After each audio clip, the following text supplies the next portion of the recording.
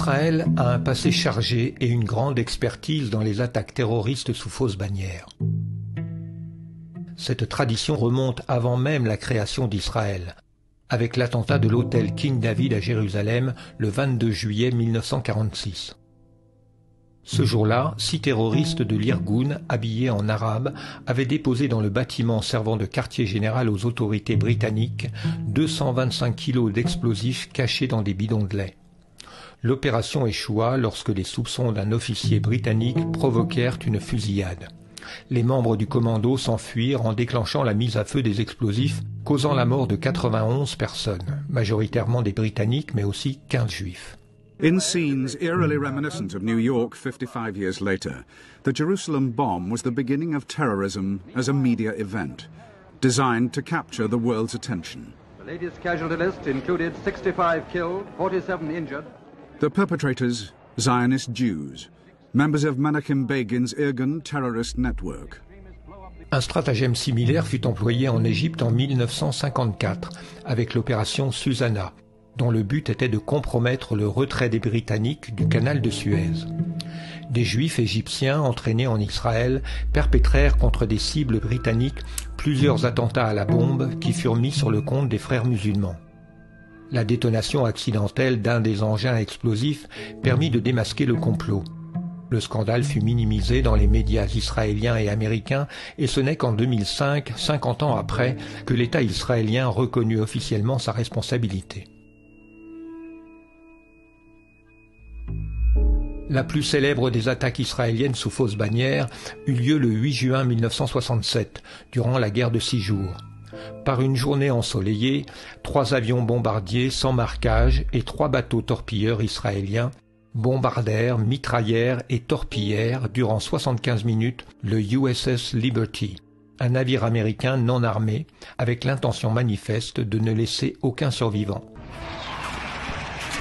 The original attacking aircraft were French Mirage, and then they sent a couple of Mystère, and they dropped the napalm canisters. The outside of the ship, the superstructure, was on fire.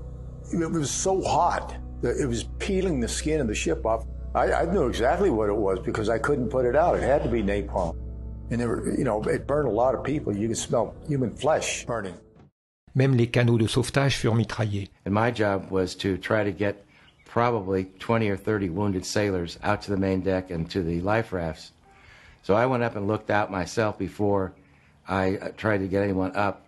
And that's when I observed a motor torpedo boat, Israeli, plainly marked with the Star of David, machine gunning our life rafts. Le massacre fut heureusement interrompu par l'approche d'un navire espion soviétique.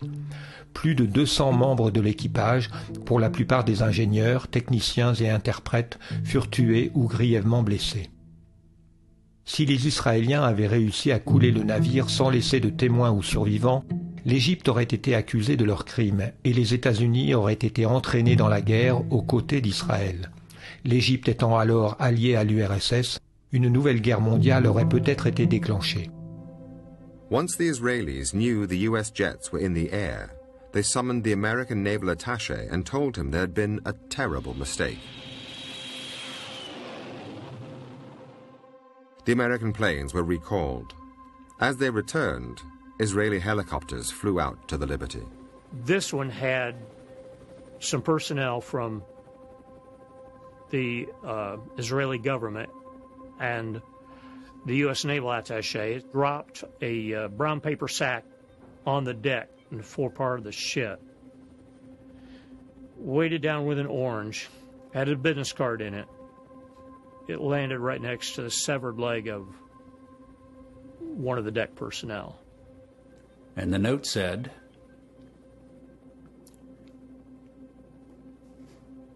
"Do you have casualties?"